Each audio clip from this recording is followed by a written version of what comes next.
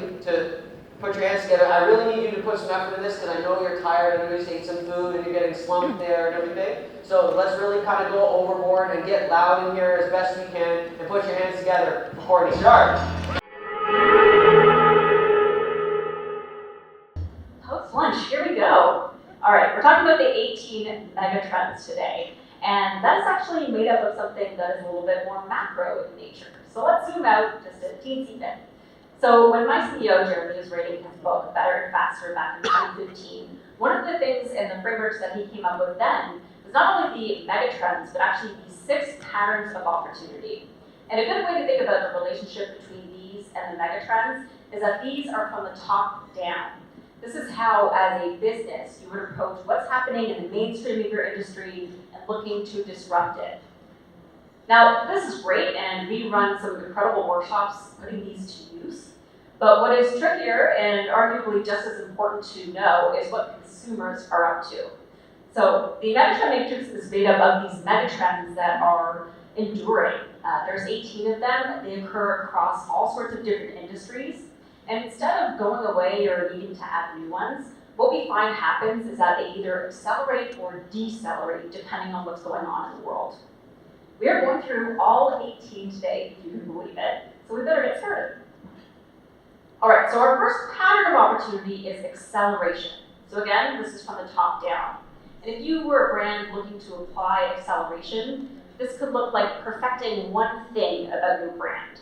It could look like having a perfect aspirational icon that everybody can riddle off the top of their heads. It can look like exaggerating one specific feature or just perfecting the solution that you bring to the table. The most relevant megatrends to the acceleration pattern are catalyzation, prosumerism, and everybody's favorite, AI. So let's talk about the elephant in the room. Let's continue to talk a little bit about AI, and I'm going to contextualize that within the framework of acceleration as well. So one thing to note about AI and how we think about it at TrendHunter is that we're not specifically or exclusively talking about generative AI in this context. This is really about the proliferation of technology that is coming through the forefront of everything that we do, that is truly accelerating our daily lives. Now, speaking of that aspirational icon, one of the ones that comes to mind for me, especially in the context of AI, is IBM's Watson. You may remember IBM, one of his most famous claims to fame is that he beat Ken Jennings on Jeopardy. That was a pretty fun moment and also very, very humbling. But now the big name in AI is, of course, OpenAI. Now, AI is changing so rapidly, it'll be interesting to see if this name changes about a year from now. But there's some really interesting and almost hyper-specific applications of artificial intelligence that we've seen coming out all across the globe. And one that I like to spotlight is this company that simply calls themselves NotCo. They are simply focused on creating these really science-driven alternatives to animal products, and they are not ashamed of the fact that you can probably not pronounce the ingredients in their products. They use an AI in-house chef called Giuseppe, who basically looks at things like milk or cheese or whipped cream, whatever it may be, and they use AI to come up with what that alternative product is going to be made up of. AI is simply this idea that technology is a catalyst for acceleration. It's something that speeds up just about everything it touches. So my question to you is, how could you leverage technology to surprise and delight your customer? All right, our next megatrend is prosumerism. So prosumerism is about this idea that, especially after the pandemic and we all got really into our hobbies, everybody's a bit of an expert in just about everything. So if you think about even influencers, that has democratized and kind of made professionals out of everyday people. And we see this in a multitude of different industries. Actually, that camera that you see featured there, that was a very expensive camera that Jeremy ended up purchasing a few years ago, convinced that he was going to teach himself the art of photography. Would anybody like to guess how many photos Jeremy, to this day, has taken on that very expensive camera? 0! Hey! Good thing he's not in the room. So again, I like to see how this is playing out in all sorts of areas, but to me, one of the most interesting ways to look at how a pattern or a megatrend is playing out is in food and beverage, just because it's such a hot line in terms of what's going on with our daily lives.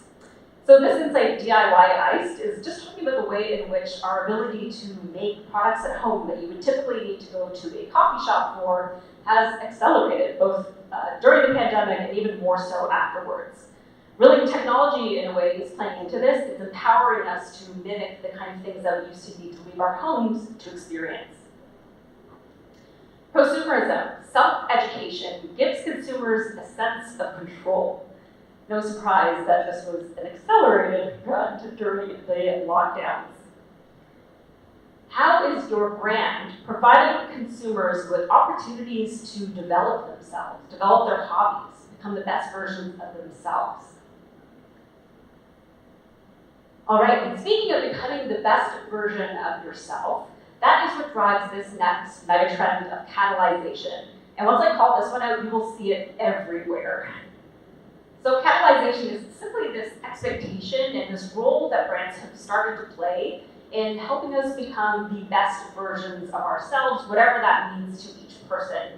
This may be the most charitable or the most sustainable version of oneself. It may be about perfecting one aspect or value that is really special to you. But again, we see this all over marketing, and it's driving the entire wellness industry, you could argue. One of the leaders in actually a Canadian company that was well ahead of the trend for catalyzation is Lululemon. And this is a screenshot from many, many years ago. I think this screenshot's almost 10 years ago. And this is from their website, and even at the time, they were leading the charge in terms of serving up content that was all about this acceleration of the self. They have an entire section of their website dedicated to inspiration with almost 3,000 results. And again, this was really quite new at the time. This is all driven by the idea that people don't buy products, they buy better versions of themselves. But I need to talk about some bad news if you're in this space, or just something to be aware of, let's call it. And that is the wellness backlash.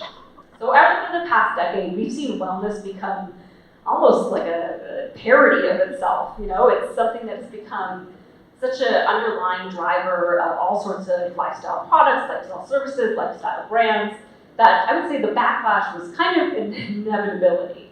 And here we find ourselves basically in what I would say is the thick of the wellness backlash. So what are people backlashing against? What are our issues with the world of wellness? Well, there's quite a few.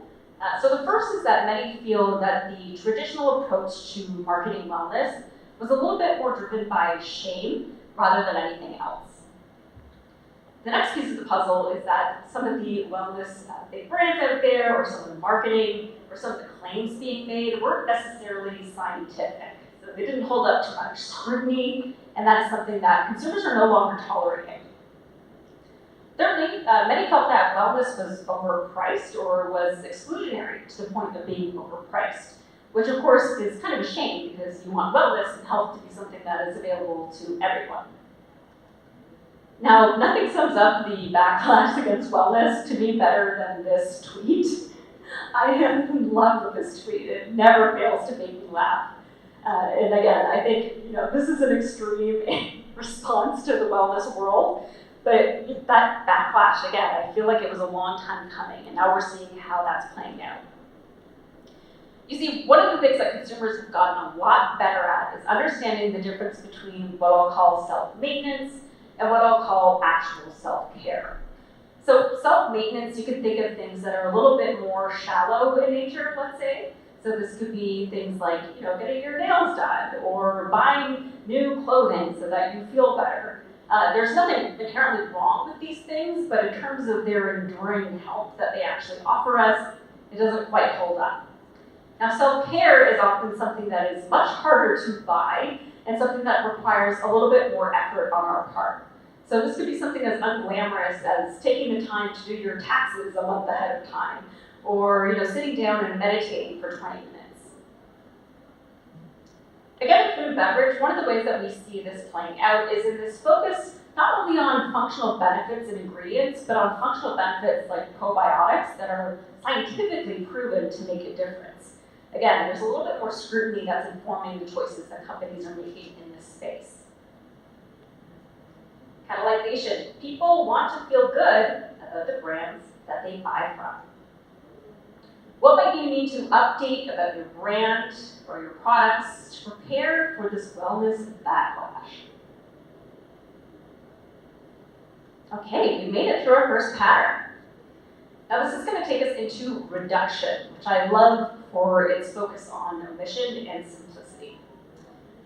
So reduction can look like having a hyper-specialization in one niche, one area, one industry. It can look like stripping down your business to have fewer layers and more efficiency.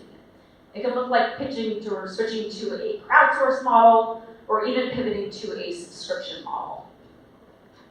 Within this, we have the megatrends of instant entrepreneurship, curation, and simplicity. But I want to start with instant entrepreneurship because this one is one of the things I love most about the era of technology that we're in. So instant entrepreneurship is basically a fancy way of saying that it's easier than ever for pretty much anybody to get started as an entrepreneur. There's so many tech products and web services like the Wix website builder that Jeremy showed earlier, that there's less of an uphill battle to get yourself started in this space. Now my favorite entrepreneur of all time is Michaela Ulmer. She founded Me and the Bees company. And in case you're wondering exactly how bad to feel about yourself, she was 9 years old when she started this incredibly successful company. And it has a great little genesis story. She was experiencing the learning about the lack of, not the lack of bees, but the endangerment of bees, educated herself on that and focused on creating a company that would serve to re-educate people and also celebrate the products of the honeybees. So decentralized distribution is one of the ways that we see this playing out in the world of entertainment. And I think entertainment is a space that I've been pretty happy to see become a little bit more democratized over the past decade or so. In this case, we're seeing these crowdsourced models help people get creative projects off the ground and kind of diversifying the voices that we hear in entertainment. Instant entrepreneurship. Consumers want to be their own boss, and they want to feel more autonomous. This will not only inform your competition, it'll also inform the employees that you're looking to make happy and stay loyal to you. What are some tactics that you could borrow from these small businesses in your industry? Okay, next up we have curation. Curation is exactly what it sounds like. And I think, especially nowadays, we're seeing the true value of curation because we have more information and more insights and more even recommendations being thrown our way than ever before. There's almost a burden of information, a burden of opportunity. We don't know where to start. The most extreme version of curation that I have ever seen is a bookstore in Japan called Morioka Shoten. And what they do is they feature just one book per month at a time. Now that's pretty bold, but I'd also say that that carries a lot of weight as an endorsement. There's actually amazing science to back up the power of curation, and especially in terms of how it informs our purchasing power and our purchasing choices. So Barry Schwartz wrote an amazing book about this called The Paradox of Choice. And in that, he had a scientific experiment where he set up two almost identical jam stands at a farmer's market. Now, one of these jam stands had 6 flavors, and the other had 24 flavors. Now, 24 flavors sounds pretty good. You're probably getting some pretty interesting flavors in the mix there. But when they looked at the data in terms of how this translated to actual purchases made, well, let's look at the one with 6. At the jam stand with 6 jams, there was a 30% purchasing rate. Would anybody like to guess how many people purchased or what the percentage rate is in comparison with the jam stand that featured 24 flavors? 17? 10? 3. The act of just being presented with 24 choices to choose between instead of 6, it sounds like something that our brains would be kind of appealing. It sounds like we could have whatever we wanted. But honestly, at that point, it just becomes another task on our list that we would rather have stricken off. Now, one of the interesting ways that we're seeing this develop, and we're seeing curation come into the fold, is with the use of partnerships with influencers. And these aren't necessarily influencers that have a massive following. Some of them have a smaller following that is a little bit more specific in nature. But the beauty of this and the elegance of this is that not only are you not necessarily needing to create new products, you're creating something and you're creating a curated version of your offerings that is perfect for a small segment of people. Save consumers the energy of needing to engage in guesswork. What is one choice that you can simply make for your consumer? All right, this takes us into simplicity.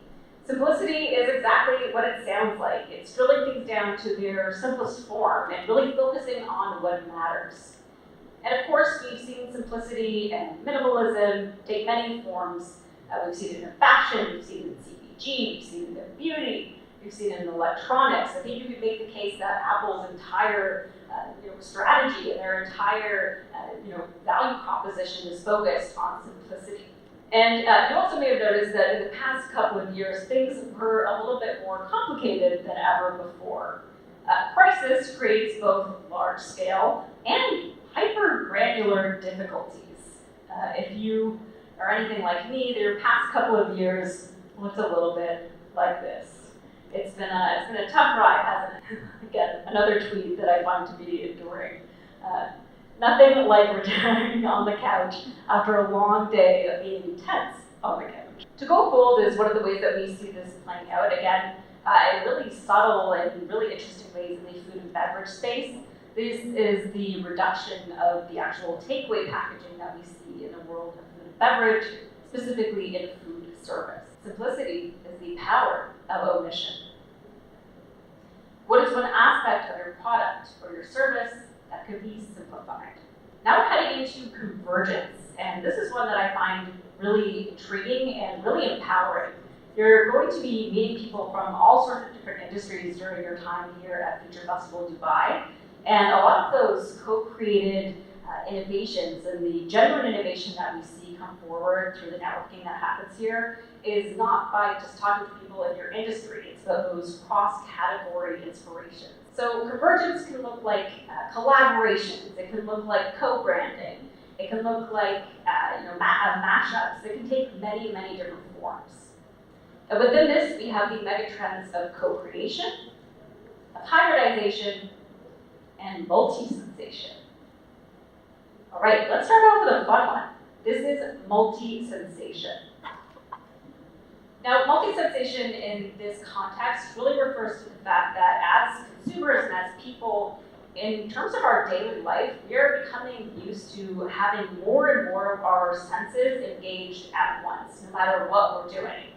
And again, a lot of this is being driven by the focus on tech, but there's some interesting ways in which non-technical aspects are playing a role in this as well.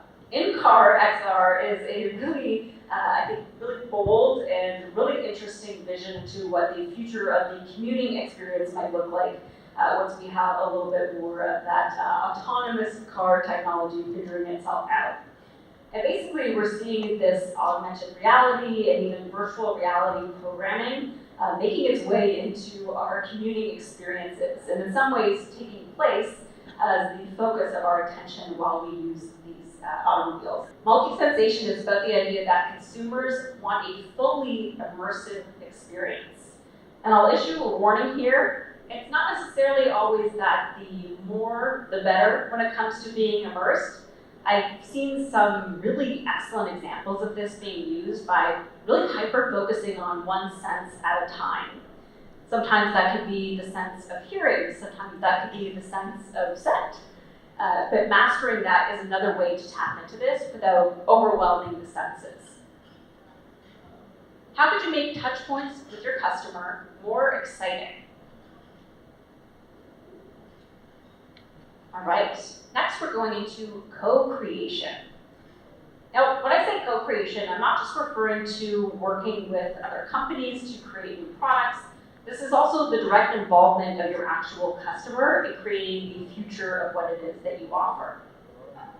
One of the real renegades in this space is actually the GoPro editing suite. So I feel like this doesn't get enough shine or as much as nearly as it should, but the GoPro editing suite was kind of its own social media of the time. And not only did the GoPro team look at and find insights in terms of how people were using their editing software, they also used that feedback to create the future of that software as well. Viral flavor is one of the most hilarious ways that I've seen this play out, and I'm seeing more and more of it over time.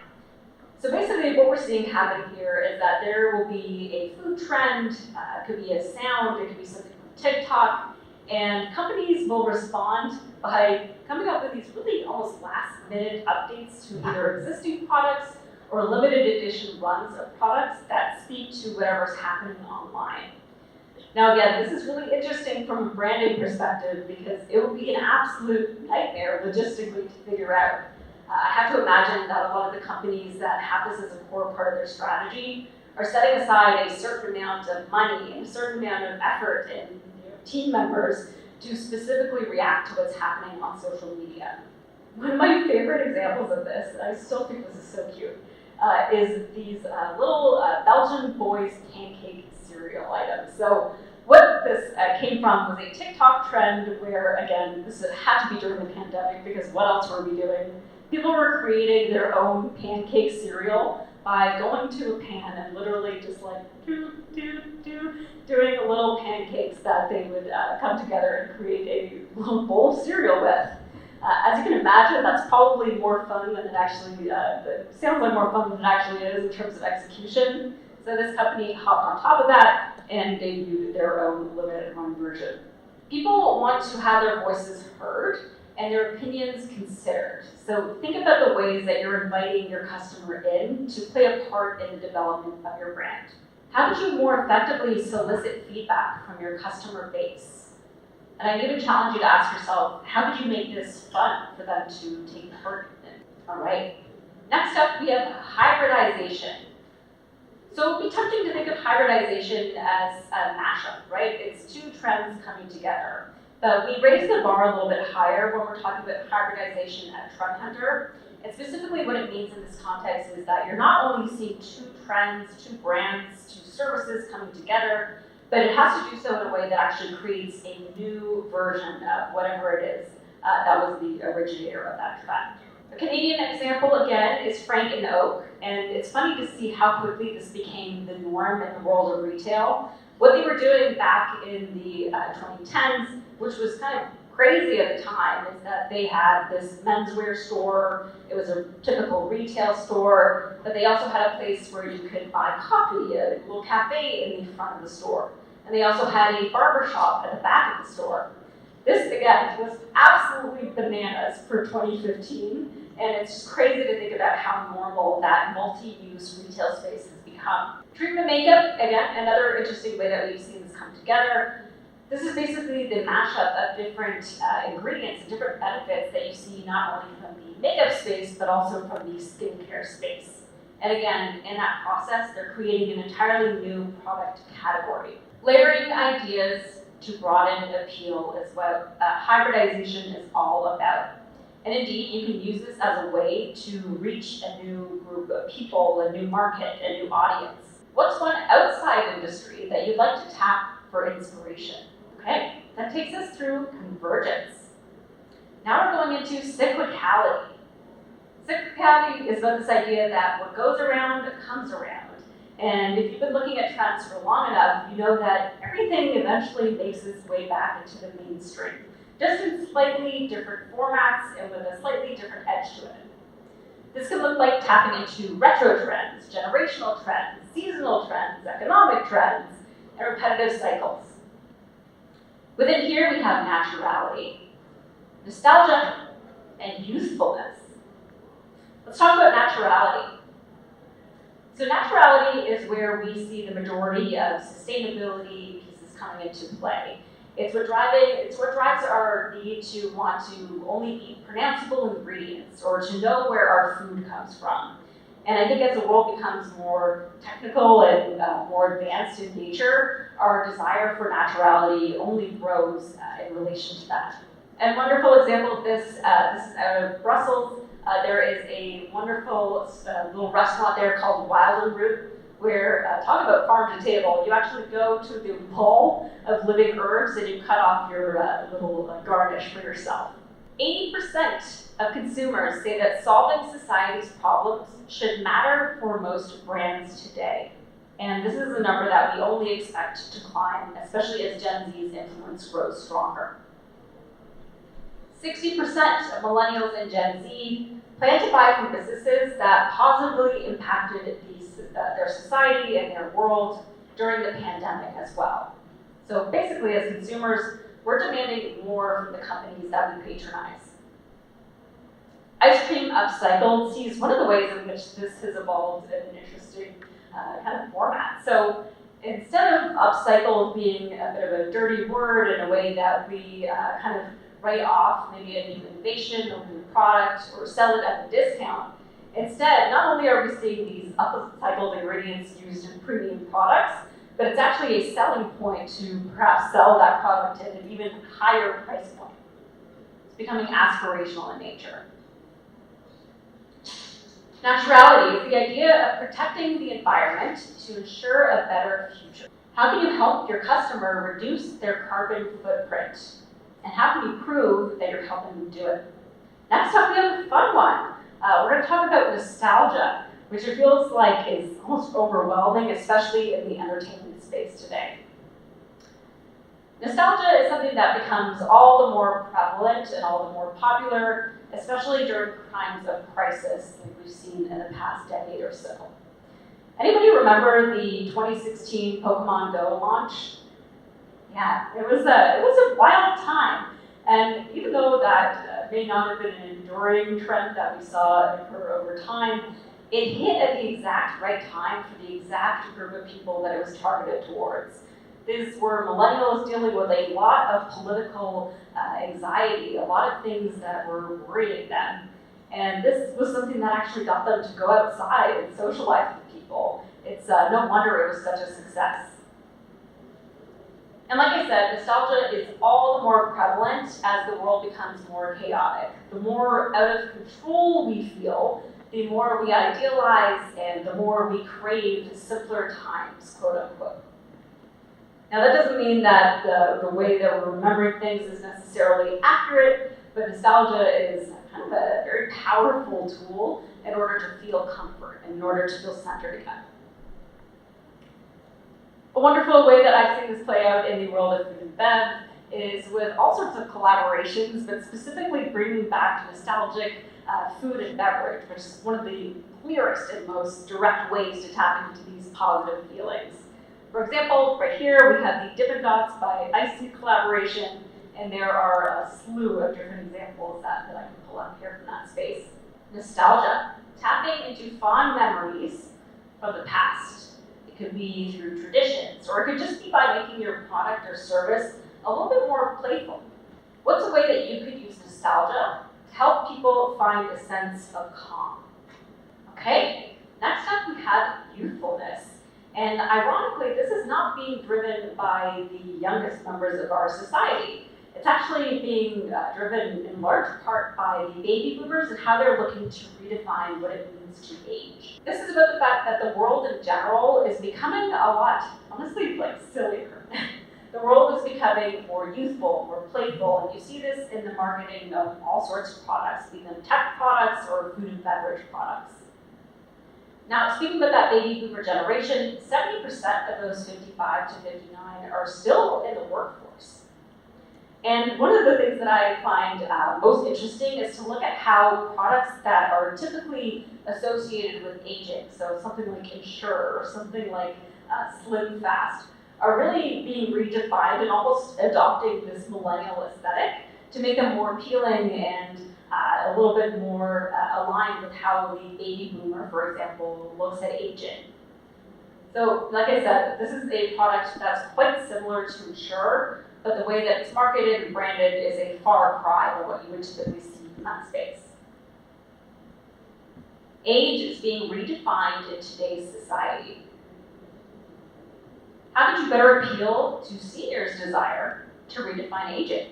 Okay, that takes us through cyclicality. Next up, we're going to be talking about redirection, which is a little bit about diverting against people's expectations and basically surprising people in a way that positively impacts your brand.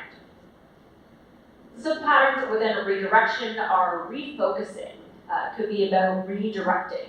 One of my favorite ways that it's applied is through gamification and surprising and delighting your customer. Within this, we have the megatrends of gamification, of tribalism, and experience. Let's start off with gamification. All right, so gamification is something that needs no introduction. And again, it's one of the ways that we've seen the world become more playful, more youthful in nature, and it's made a lot of things that were traditionally boring a little bit more fun to engage in. This, what you see behind me, is the Helix roller coaster. So this is in Sweden, and it was notable because at the time that it was released, it was the largest roller coaster in the world. I'm sure Dubai has come up with like a much larger roller coaster since, but at the time, this was its claim to fame. And it had the lines to match. Actually, on average, the lines to get on the Helix roller coaster were about 3 hours. This is a nightmare to me, but apparently it was worthwhile to some coaster heads. One of the things that they did that I thought was quite brilliant in order to make that waiting experience a little less excruciating is that they actually gamified the inline experience. So they launched an app where you could actually compete with other people in line, and if you won the game on the app, you could actually skip the line.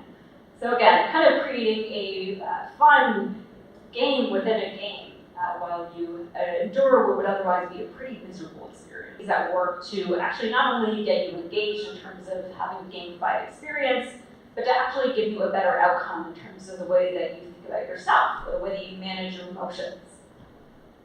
In particular, we saw this from a skincare brand based in the UK, very much targeted towards Gen Z. This is their web brand. And not only did you get the experience of having the emotional benefit of participating in this game, they also offered actual prizes for people who won the game as well. Gamification is offering more than a product or service, but an actual sense of accomplishment. How could you provide more fun and playfulness for consumers? Next up, we have experience, and I love this one. My expertise lies in the entertainment category, and this has been fascinating to watch develop since the pandemic. So for the many, many years leading up to the pandemic, there was almost a crisis for many companies because we saw this shift, especially in young people, where they were preferring to spend their money on the creation of memories. So things like travel, or things like going out to dinner, and basically this way of creating these more enduring memories and things that punctuate your life with a little bit more meaning. This meant that people were spending less money on products. However, during the pandemic, we saw a total reversal of that trend that actually continues to play around a little bit. Now, since then, we've seen again another reversal. You've seen the insane ticket prices of things like concerts and entertainment experiences that are reflective of kind of a return to the norm in terms of what we've been seeing in the space. So experience is back. Again, Metaverse speaks to some of the ways in which children in particular are being targeted in terms of what we see in this area. So in this case, we're seeing these interactive experiences from brands that are actually taking place in metaverses like Roblox and similar platforms. Experience is about this idea that people need a good reason to shop in store, and they're looking for a good reason to honestly leave their homes. How can you provide consumers with a dose of adventure and escapism, no matter how small? Okay, this takes us into tribalism. Tribalism is about this idea that we are, almost in a primitive sense, drawn to each other. We want to connect with other people, and sadly, this is being driven by a much more unfortunate trend, which is one of loneliness. We've seen loneliness prevail across the globe, and only worsened during times like the pandemic. And now, even with the way in which our lives are becoming more convenient, it's also making us feel more lonely, and even these micro moments of interaction that we have. Now, I want to show you my favorite entertainment experiences of the past couple of years. And you can see a couple of people dressed in green here. That is because what you are seeing in this photograph is the ultra successful Shrek rave. So let me tell you about the Shrek rave. I've been to 2 Shrek raves. They're incredible. And what's interesting about them is that, well, first of all, in case you're wondering, there is no copyright on Shrek because it's from a 1990s very unsuccessful children's story. But the genesis story of Shrek rave is actually pretty interesting as well. Basically, during the pandemic, a couple of young kids were bored, and they were thinking about what is it that we can all agree on. And what they decided on and what they landed on is that pretty much everybody loves Shrek. So as a means of bringing people together post-pandemic, they started running these, again, kind of unofficial Shrek raves, and they continued to sell out. Now I think they're going on 2 years straight. So highly recommend. If you ever get a Shrek rave here in Dubai, cannot recommend it enough. Another way that we've seen this play out in the CPG industry, in the personal care space, is with products like Starface. So if you haven't seen these on Hailey Bieber or Justin Bieber or other celebrities in the Gen Z cohort, basically this was created by a brand that looked to redefine what it means to have acne and almost help people wear it as a badge of honor.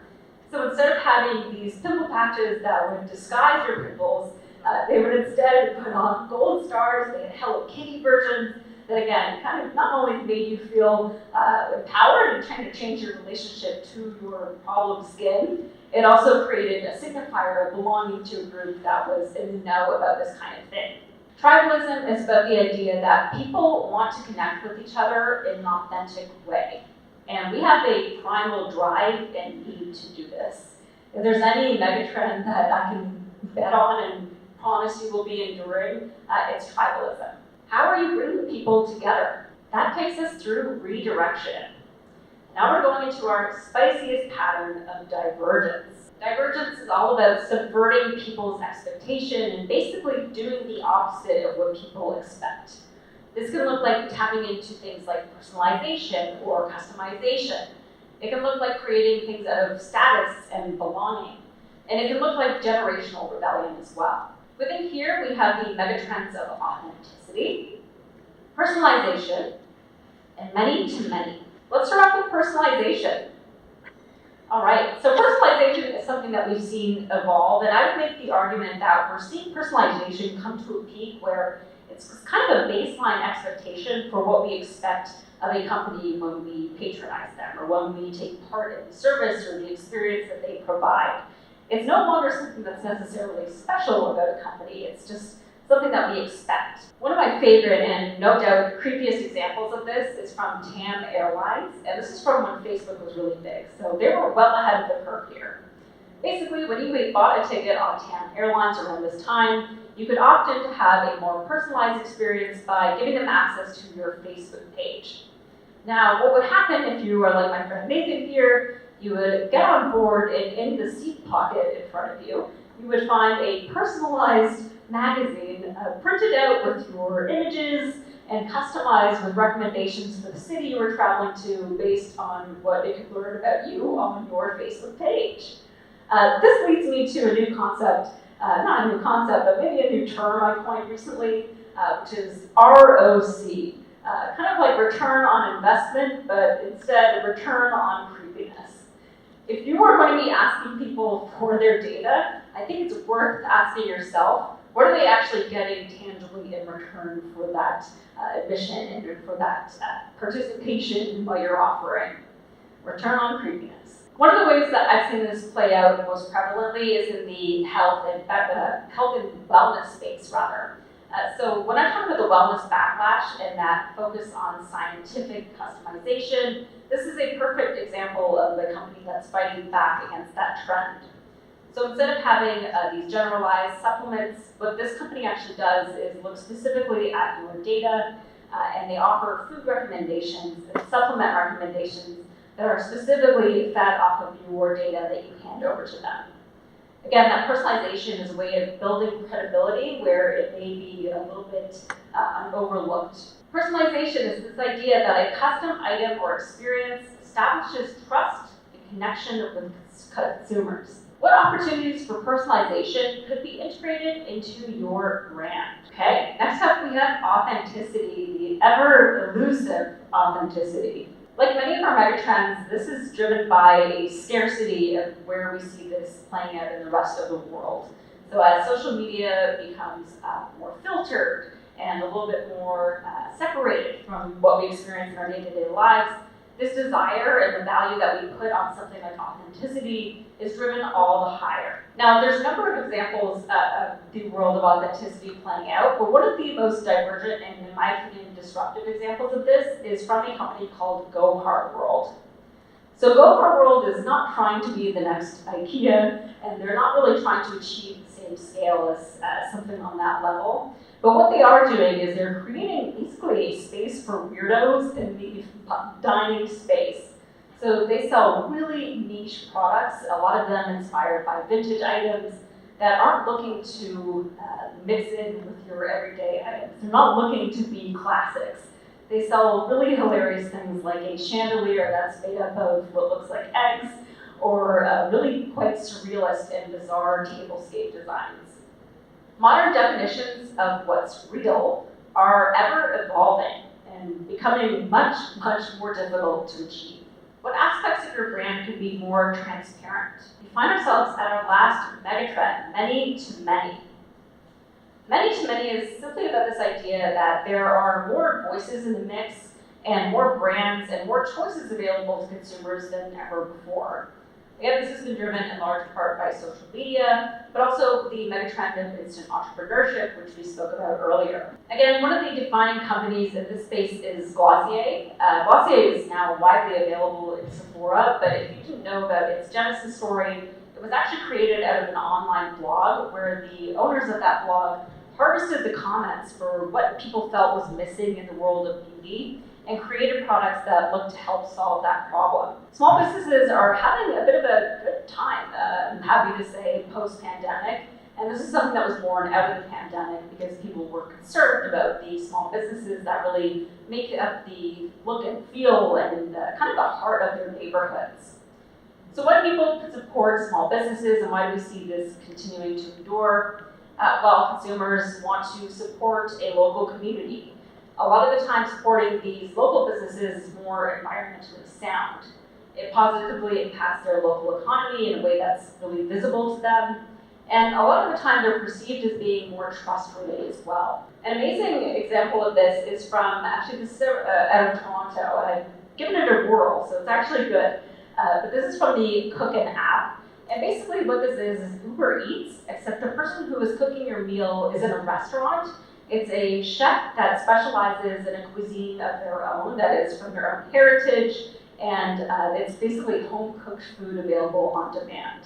If you ever get a chance to try out an app or an app like this, strongly recommend. I had some of the best Thai food of my life. All right, many to many, during chaos, consumers will seek a sense of community. How are you battling that big brand skepticism? All right, this takes us through divergence, this idea of kind of being these strong weirdos of your category. This can go an incredibly long way. And that also takes us through the entirety of our megatrends. We made it. I hope that you'll continue to not only look at the ways that this is playing out in your industry, but just get in the habit of spotlighting and highlighting these as you see them. They're a lot more prevalent than you think, and they can help you organize a world of really overwhelming information. So that's it for me. Thank you for having me.